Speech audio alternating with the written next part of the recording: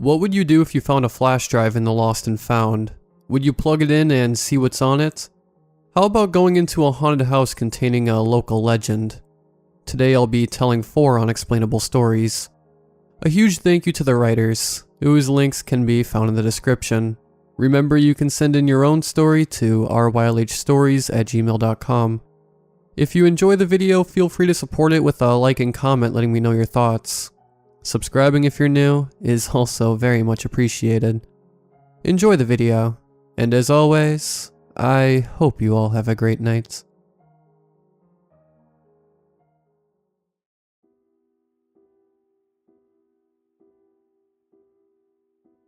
I work at a coffee shop in Brooklyn, and like most coffee shops, we have a Lost and Found. Now, we have a policy that if an item is in the bin for more than a week, you can take it. This rule helps us manage the bin, because most weeks, the old stuff gets taken either by the owner or someone looking to get some free stuff. But one week, I saw an old flash drive had appeared in the bin. It looked pretty beat up, so it was no surprise when no one came to get it. My curiosity about the drive had piqued, so I just grabbed it and took it home with me. I wanted to see what was on it. Maybe it would just be some random videos, or something like that. But what I found was beyond strange, and was downright disturbing. I got home and started fiddling with the flash drive. I already had a bad feeling about it, but I was too excited about it to not investigate farther. So I plugged it into my laptop. I grabbed myself a cup of coffee, and sat down for a long weekend of investigating. The first file was filled with mostly images of a group of what looked to be scientists. In most images, they would be standing together in some sort of lab, and in others, they'd be watching monitors with random things on them. I couldn't make out what were on the monitors, but now that I look back on it, I probably didn't want to know. That file was boring, and I found nothing of interest besides some logos that were on the walls. Things went downhill once I opened up the next few files. These files were filled with videos labeled things like Experiment 107 or Creature 205, and other weird titles like that. I clicked on the first video titled Experiment 1 and started watching. The video took place in the lab from the previous images. 2 of the scientists were at a control table covered in buttons. They were watching the monitor, which was in focus now. On the monitor I could see a room, with what looked to be a person in the corner of it. "Ready for the first experiment," one of the scientists said into a walkie-talkie on the table. "Roger that, we're sending one in," said a man on the other end. I watched as the monitor showed a man in an orange jumpsuit getting pushed into the room. I could hear the man banging against the door of the room, trying to get out. All of a sudden, the person in the corner turned around to face the man. At that moment, a chill went up my spine. That thing wasn't a person, but rather some sort of humanoid creature. It had long legs and arms, with sharp claws at the end of them, as well as dagger-like fangs that were so big, he couldn't keep them in his mouth. When the man saw the creature turn to him, he started screaming and pleading for his life, but it was no use. The thing pounced on him, and immediately started tearing at his stomach. The man howled in pain, and the creature ripped his organs out and ate them. I paused the video and ran to the bathroom to vomit. I couldn't handle the amount of gore that was on the screen. It took all the courage that I had to walk back into the room. I sat down and unpaused the video, bracing for what was to come. After a few more minutes of the beast gnashing and tearing at the man's chest, the scientist hit a button on the control panel, and the beast went down. I hoped that he was dead, but to my dismay I could still see it breathing. "Can we get a cleanup crew in Chamber 7, please?" one of the scientists said before the video cut out. I was reluctant to play the next video, which was titled Subject 215. I didn't want to see what else these people were going to do, but I knew that whatever was in this drive would be important. The next video looked the same as the first. 2 scientists sitting at a table covered in buttons, with a walkie-talkie ready for use. But what was on the monitor was different. This time it was focused on a plant that sat on a rectangular pedestal. Why would anyone lock up a flower in such a big room? I wondered. Okay, send one in. One scientist said. You got it. A voice over the walkie-talkie replied. Just like the last video, a man in an orange jumpsuit was pushed into the room. He held a tin watering can, which was shaking so violently in his hand that he spilled water on the ground. Remember, Subject 215 is very sensitive, so don't hurt it. The man gave a thumbs up to the camera and approached the plant. He stood as far as he could from the plant and leaned the can over to give the plant some water. Once he was done, he tried to walk back to the door, but slipped on the water he spilled. The movement of the fall caused the plant to start shaking, which for some reason caused it to start growing. And so, it was about the size of the man within a few seconds. The man started yelling for them to open the doors, but it was too late. The plant reached its head over to the man and bit down on him. He screamed as the plant devoured him whole. It took a few minutes for the plant to stop eating and to shrink back to normal size. Then the video ended. What the hell? I muttered. I had only seen 2 videos, and as far as I knew, there were hundreds of them, all filled with probably more crazy and dangerous creatures that have been hidden from the public. I combed through the videos, watching the first few minutes to see what type of creature they had in the facility. There were things with wings, multiple arms, hundreds of eyes, and more deformities that shouldn't be possible in nature. There were giant spiders, zombies, a sentient computer, and more outlandish creatures that only your nightmares could produce.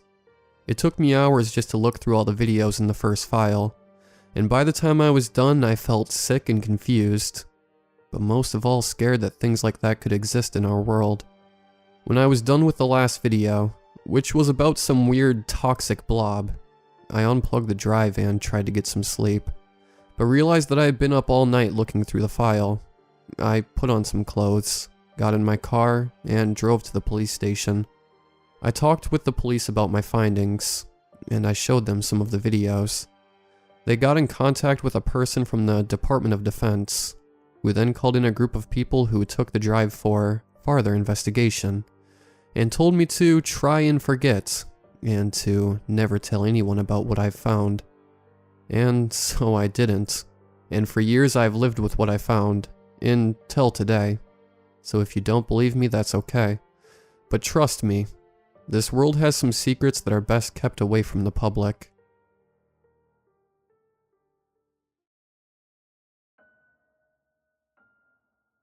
I grew up in a small suburban neighborhood in the United States. Everything there was totally normal. Normal people, normal schools, normal houses. I think I lived a pretty good life there. And when I was around 12 years old, my parents finally let me go out with my friends to the really nice park that was less than a mile away from our community. The first time my friends and I went was magical. It was early autumn, October maybe. The weather was just right, and there was still quite a lot of activity in the park. As my friends and I went more often, we usually spent our time watching the clouds go by, or tossing a football around. However, at least once a month, we would wander deeper into the park and pay a visit to the No Shack, the alleged home of what everyone called the No Man. The No Man was a local legend, told by parents and kids alike. The parents would tell it as a don't get lost lesson, but the kids mainly told it to scare each other. According to the story, there's this man-like creature that lives in the abandoned shack in the middle of the park. If you enter the shack at exactly midnight, utter the phrase, "The No Man doesn't exist," and wait 5 seconds. The No Man will appear in the shack with you, and both you and he will disappear before you can scream no, of course. I was at the age where I was beginning to doubt the tale's validity, but it scared me nonetheless. Every time my friends and I visited the shack, we always dared each other to go in at midnight and perform the ritual. None of us had the guts to do it, at least not yet. A few years had passed, but we all maintained our friendship, and still went to the park on a regular basis. It was a hot summer day in July, when one of my friends, let's call him Nick, finally decided to see the No Man for himself. Everyone in this stupid town has been afraid of this baby story for decades. Nick told us while we were hanging out in the park. I'm tired of believing this. I'm going to the No Shack tonight. If any of you guys want to see me do it, go ahead. My other friends and I were losing our faith in the story as well, but we were all a little surprised at Nick's bold statement. I was 16 at the time, and didn't know anyone who had committed the ritual. Alright, balls of steel, I'll be there, said my other friend, whom I'll call Bryson. But you gotta really do it. No chickening out. Yeah, I'll come too, I grinned. We all turned to look at our other friend, whom I'll call Isaac, who still hadn't confirmed or denied his attendance. You coming, bro? Bryson asked. Yeah, Isaac nodded. I'm in. It was 5 minutes before midnight as Nick, Bryson, Isaac, and I made our way to the No Shack. We were all silent as we walked, each of us thinking about what was going to happen. Suddenly Nick let out a little chuckle and blurted out, You guys should see the look on your guys' faces. Come on. I know you guys aren't scared. Snap out of this funk you all got. Isaac snorted. Yeah, we'll see who's scared when we get to the shack. Bryson and I said yeah in agreement with Isaac's statement, and we all started talking a bit more. When we actually reached the shack, however, we all went silent again. Alright, Nick. Bryson smiled as he looked down at his watch. You've got about 15 seconds till midnight. Any last words? Nick walked backwards through the shack doorway and gave us the finger right before he was engulfed in darkness. Later, dudes. Bryson looked up from his watch. It's midnight. Nick started the ritual from inside the shack. The No Man doesn't exist. Isaac nodded in approval. Alright, now count to 5 and come out. Nick just laughed. Yeah, okay. 1, 2, 3, 4, 5. Nick's voice just stopped right in the middle of the count. Alright, cut the crap and come out, Nick. Bryson smirked. No one came out of the shack. I knew it was childish, but I was actually getting concerned. Quit messing around, I yelled. Come out of the shack. Isaac slowly walked up to the doorway. Nick? Suddenly Nick appeared from the doorway and pushed Isaac to the ground. Bryson yelled as both he and I jumped back in fright. Nick started laughing. Oh boy, have I been waiting to scare you guys like this or what? You guys actually fell for it. Isaac quickly got back on his feet, and the three of us started yelling at Nick, each of us trying to regain our manliness. I was so enraged and embarrassment, in fact, that I almost didn't notice the gray, veiny hand come out from the shack and grab Nick's shoulder. I felt my heart stop as the other guys noticed the hand, and we all stopped yelling. Nick was pulled back into the shack before any of us could even open our mouths. That was the last time any of us saw Nick. We were too afraid to go in the shack right away, but once we did, there wasn't a trace of life. Obviously, we called the cops, but it wasn't like they were going to be able to see anything we didn't. Nick was gone. His parents were devastated, and for the longest time, Isaac, Bryson, and I were prime suspects in the investigation. When it was finally clear that we hadn't done anything, Nick had been gone for months. Far too long for a thorough search. Of course, my friends and I knew a search wasn't necessary. Nick was still in the No Shack with the No Man, but I doubt anyone would believe that. This is for you, Nick. This is for anyone who hears or has heard of the No Man. I've been dying to tell someone this without raising suspicion, but even now, I feel that nothing can fill the hole that Nick's face, right before being pulled back into the shack, gave me.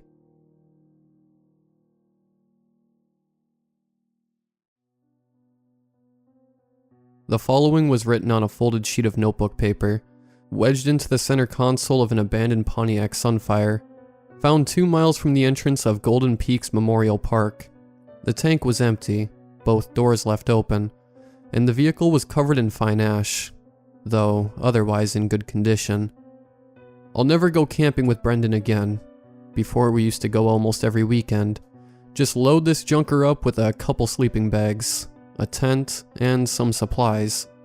Then right after our final Friday class, jump in and drive the 2 hours east to Golden Peaks Memorial Park. I was crap at the outdoorsy stuff, but Brendan knew how to build a fire, cook over it with a skillet or a pot, keep rain out of the tent, All that Boy Scout stuff. Then this Memorial Day weekend he got sick with the flu and told me to just go by myself, and I'd be safer alone in the woods than stuck in our dorm with him anyway. I was dumb enough to believe him. By the time I realized I hadn't brought Brendan's utility knife, it was too late to turn around. I wasn't any good with it, but I wished I had thought to grab it off his dresser that morning, just for sharpening sticks and opening cans. I could really use it now, though. When I pulled through the park's entrance and arrived at the campground, I realized this place was packed. A 3-day weekend was the perfect excuse for locals and tourists to flood the park. As much as I hated sharing the grounds with all those people and their noise and trash, it made me more comfortable to be camping without Brendan, and I could probably still get somebody to feed me if I lit the cooler on fire or whatever. It took me a bit longer to set up the tent without him, but I did get it done. I built a fire, remembering the tricks he'd tried to teach me. I'd wait till I got back to light it. Before the sun set, I had to go to the sacrifice bluff. It was tradition: get to the park, set up, and then hike down the gully and up again to the bluff to watch the sun go down on the lake. I grabbed my phone and a cold beer and headed for the trail, weaving between RVs and tents, avoiding a water fight and a drunken shouting match as I went. Things were a lot quieter once I got away into the actual woods and started down the gully. With the bluff blocking the evening sun, it was dark and cool in the ravine, but the trail was clear, and we'd hiked this way dozens of times at this hour. I kept expecting to meet other hikers, since the overlook was a popular park destination, but that night it was just me and the sound of my boots. By the time I reached the bluff, the sun was halfway below the rim of the lake, and the sky and water were awash in orange, red, and purple. Sacrifice Bluff is a big, flat stone shelf, about 50 feet across, with 3 asymmetrical grooves cut to near the edge of the cliff. Legend has it that the local tribe performed human sacrifices here, and the channels collected the blood, but our professor says there were no Native Americans living here before the settlers. I stood at the center of the grooves and watched the sun sink below the water. I cracked open the beer in the twilight, took a swig, then poured some out in memory of Brendan lying sick in our dorm. Just a bit, because I knew he wouldn't want me to waste the beer. I finished it, then headed back. Descending into the woods, I got out my phone and swiped on the flash. It hardly cast a glow on the nearby trees, though it blinded me pretty well when I looked straight at it. Just my luck, I thought. The batteries are going out already. Hopefully it would last me through the dim forest and back to camp, and maybe on the way, I'd run into someone with a real flashlight. A branch snapped behind me. I spun, shining my phone back up the trail, but I couldn't make out anything against the dark trunks of the trees. I didn't want to call out like a sissy, but I was getting a little bit paranoid, since I should have seen someone at the bluff, if anyone was walking behind me now. I swung my light back down the gully path and froze. A pale figure slipped between the trees below, disappearing. I held my breath, then angled my phone, but couldn't see anything more. My light seemed to have washed out the color of his skin and clothes, casting weird shadows, making him look sickly and elongated. I felt the itch of sweat under my arms. I just had to get back to camp, I told myself.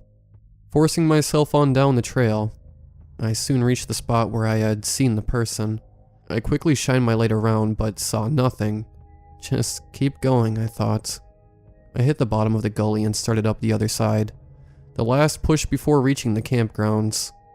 I expected it to be completely dark by now, but the woods were still in a dusky half-light, despite there being no moon yet.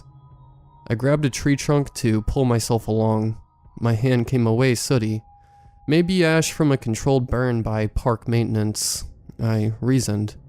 I felt thirsty, despite having just finished a beer. A couple of twigs rained on the path before me. I jerked my light up, pointing it into the tree branches. The pale figure clung far above me, ducking around behind a tree trunk at the brightness of my phone. I stiffened. My flash still illuminated his waxy fingers and toes gripping the bark, unmoving, as though if he held motionlessly, I wouldn't know he was there. I broke into a run, charging up the slope, chest heaving, phone swinging wildly, filling the woods with reeling shadows as I clambered toward the top of the trail. I just had to make it back to the campgrounds, and I'd be surrounded by dozens of people, ringed by their noise and campfires, and I could pack up and get away from there. That was a day ago. At least I think so. I'm out of gas. I've driven over 400 miles since I started checking the odometer. Brennan and I have all the landmarks memorized from our trips before, and I've passed them all, but I can't be sure in what order I saw them anymore, or how many times. I've stopped at the gas stations. They're all dark, no electricity or fuel, just bare shelves, and pumps covered in fine soot. I can taste the powdery ash on my tongue, and there's nothing left to wash it off. I haven't eaten anything, though I don't feel hungry anymore. I never got my stuff back at the camp. When I arrived at the top of the gully, I expected to see people's fires in the distance, but the woods were eerily gray and silent. I drove myself forward, panting and limping from a stitch in my side. The grounds were completely empty. Tents and chairs, all dusted with ash, sat around cold fire rings. Campers and cars stood unmoved in the parking lot, all the same color of grime. There were no footprints in the ash-covered earth but my own. I didn't stop. Only when I saw my campsite did I slow. The tent and cooler were just as I left them, though sooty as well. I hesitated. Circling the site, I raised my phone, shining it over the tent. I lifted it back toward the woods. No movement. I came wide around to the front of the tent and hunched down, directing the beam into the open flap. It caught a pale face in the darkness within, peering at me with glittering black eyes. A needle-sharp grimace frozen on its mouth, as it lifted the hem of my sleeping bag in its thin, drooping hands. I ran. It feels like I've driven for over 24 hours, though I know that isn't possible without refueling. My phone and the car's clock say it is. My navigation app tells me I've been returning west this whole time, though it can't connect to data. I send texts, but no reply.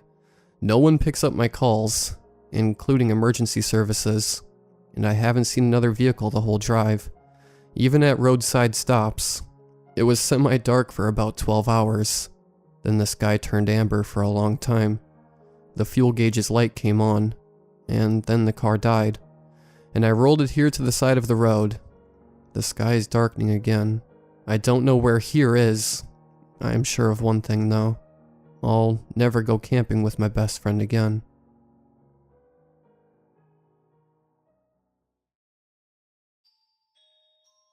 I'm running, panting, glancing behind me. I can't see it, but I can hear it. I don't know what is chasing me, but I know that I am in danger. Tonight seems like a good night to take a walk. It's officially springtime, but it's too early in the season for mosquitoes to be out quite yet. Perfect. I put on my chucks and lace them about as loosely as I usually do. Just tight enough to stay on my feet. I wish I had a dog. That would have made my night even better. Before I leave, I grab my keys, which have some mace on the keychain, and a light windbreaker I borrowed from my mother the last time I was home. I then depart. Out the door, I go into the twilight. My small house is surrounded by woods, and a few cabins that rarely have any occupants unless the college kids from the city are home on break, hoping to have a quiet place to get high away from the prying eyes of neighbors or the police. There is still enough light out where I don't need any assistance of my phone's flashlight, which lets my eyes adjust to my surroundings. I breathe deep and allow the fresh air to enter my lungs. This really is perfect. There is a footpath along the road which I tread on. It's even for the most part except for those few patches that have basically turned into gravel from a lack of repairs. I'm pretty sure the last time this road was paved was about 3 years ago. Yeah, about 3 years ago. That's what we're going with. The sunset was always beautiful here. I missed it today, which was a bummer. There is still light out, but it's fading quickly.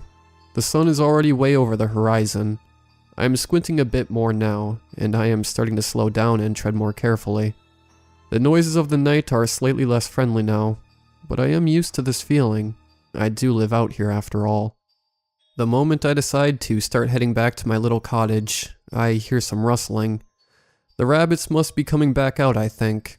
I am really glad I have my jacket with me, as well as my sneakers, however flimsy they both might be. Usually the temperature drops at night. The progression from the daytime temperatures to night are drastic, but not sudden. I begin to shiver. I see my breath condensing in front of me. How could the temperature have fallen this quickly? Why is this happening? Springtime weather patterns are always a bit screwy. And this is the East Coast during April, but nonetheless, it is a little bizarre. Were the trees always this tall? Yeah, this is an old growth forest. I keep walking. There are trees creaking, wind blowing and rustling leaves. Sounds of the forest settling. I keep walking. My pace is casual. These sounds are normal. The forest is like a kind, old friend. The sun is finally fully set. It's on its way to wake up the other side of the world now. The light she was providing me is gone. It is nearly pitch dark now. I am silently congratulating myself on thinking ahead and allowing my eyes to adjust instead of putting out my lights. It is peaceful out here. Walking around outside and experiencing the woods without having to ruin my shoes is awesome. Thank God for pavement, am I right? There is only one road, so I know I can't get lost. These are my woods. These trees are my friends. I miss my friends back home. It is a bit difficult for people to visit up here, since this place is a bit out of the way. I am at peace here. I let my mind and feet wander. I listen to the forest. She speaks to me, but I do not speak back. That is disrespectful. My job here is to respect her space and stay on the path. Stay on the path. I pat my pockets to find my phone. I feel my keys. But I don't feel my phone. Oh well, it wouldn't have been much use to me out here anyway, since there aren't any cell towers here. There is my flashlight though. That would have been nice to have just in case. I am thankful for the moon. I glance up and I see the sky. Darkness and her shadows have the power to mess with your mind. The trees are taller. The woods are darker. I can see, but only barely. There is light in the sky, but not from the stars. I look for the moon, since I have lived in the woods and barely have anything to do to keep myself entertained. I keep track of things. Tonight the moon is supposed to be a waning crescent. The moon should be visible. Without the smokestacks of the city, the moon is almost always visible, even with clouds. Where is the moon? I can't see anything in the sky. No stars, no moon, no sun, no clouds. Today was perfectly clear. Not a cloud in the sky, in fact. I notice my feet have stopped moving. How long have I been standing here? I take a step forward and I step onto some leaves. One foot is still on the path. One foot stepped off. It's fine. The woods will understand. I bring my foot back up to the pavement and take a few steps. Something doesn't feel right. I take a few more steps. The only sounds I hear are my own shoes hitting the pavement. No rustling, no creaking, nothing. Everything is sleeping except me. It is still too early in the year for fireflies and cicadas and mosquitoes. Tonight is clear and crisp and cold. I've been walking for what seems like hours. Darkness and a lack of watch can play tricks on your psyche. How far did I stray from my house? It doesn't matter. My feet know this path well, and there is only one road. A tree falls and I almost jump out of my skin. That happens sometimes, but after however long without any ambient noise, that really got me. The rain must have rotted an old, dead trunk. I'll go out tomorrow to find that stump and turn it into firewood. I'm shivering now, which adds to the sound of my footsteps, and all I can think about is warmth. If I had known tonight would have gotten this cold, I would have grabbed a heavier jacket, or at least a hoodie to layer my mom's flimsy windbreaker. My feet are starting to ache. The cold does that sometimes. Also, a lack of arch supports can do that sometimes. I'm not an old person, but I am definitely not a teenager anymore. and I want sleep. Of course I'm not going to be curling up on the road. I have to hurry up. I start to pick up the pace. I am no longer appreciating the quiet of the woods. I am only trying to hurry up and get to my warm bed. I wish I had a flashlight. All I can see is the void-like pavement, and the shoes I am walking on it with. That and the break between the impossibly tall tree line and the starless sky. Rustling. There it is again. I am tired, but the only thing I can think of is the fact that the noise sounded like it was cut and pasted from earlier. I am not pondering the implications of this sound. I can see my house up ahead. Did I leave the lights on? It doesn't matter at this point. Usually I would be mad at myself for leaving the lights on, but I'm glad I did this time. Then it hits me. I religiously check to make sure my lights were off before I go anywhere. I drag my feet closer and then I see it. My house is on fire. It's not a small fire either. I'm too tired to really feel anything, but a bit bummed about the lack of a bed in the near future. I keep walking. Maybe I can crash at a neighbor's house tonight. I trudge on. My legs feel like cement, but at least there is a light now. I look around to try and spot anything else. There is something else. Not a house, not more lights, but reflections. Reflections from what seems like a million eyes to my tired brain. I don't want to know what these eyes belong to. Only some are looking at my illuminated figure. I don't want to know what the others are watching. They seem afraid, about as scared as I am now. The only sounds I hear are my now pounding feet, that are carrying me down the road, the crackling of fire from my burning house, my beating heart and wheezing lungs, and the sound of whatever that is chasing me. It sounds like it has many legs. I'm running faster now. I am warming up from the exertion, but I am losing energy fast. Finally, I reach another cabin. I bang on the door and sob, but when nobody answers, I try the doorknob. Thank whatever deity is out there that the last stoner college student left it unlocked. I step inside and collapse from exhaustion. I won.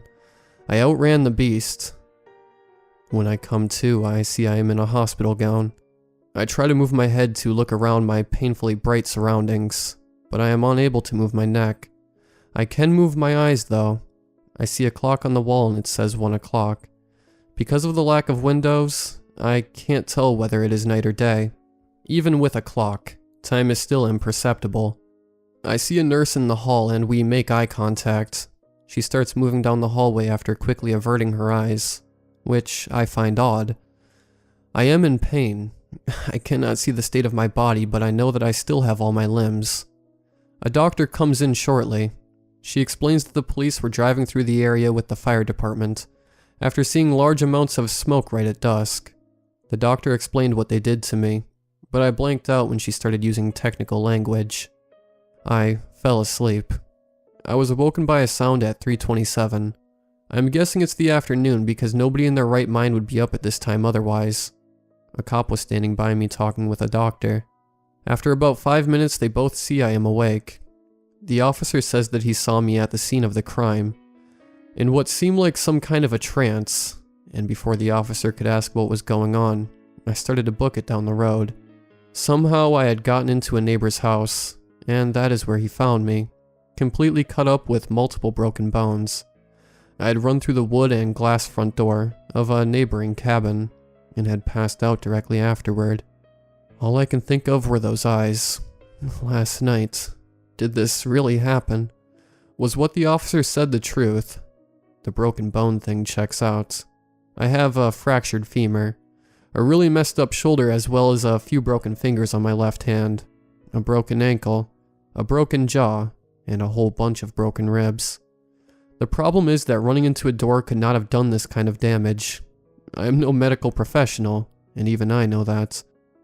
I also have multiple deep cuts all over my body, and all of them are in groups of 3 parallel lines. Running into a door could not have done this. It looks and feels like I have been batted around by a giant cat. The noises I heard coming from me may have been a number of officers and firemen trying to catch up with me, but the problem is, whatever was chasing me ran with a rhythm, and thudded rather than clomped like it was wearing heavy boots. The thing chasing me did not have shoes. The thing chasing me was not a concerned officer, and the thing that caused my injuries was definitely not caused by running through a door. The thing I remember most clearly from that night, in fact, was the door being unlocked.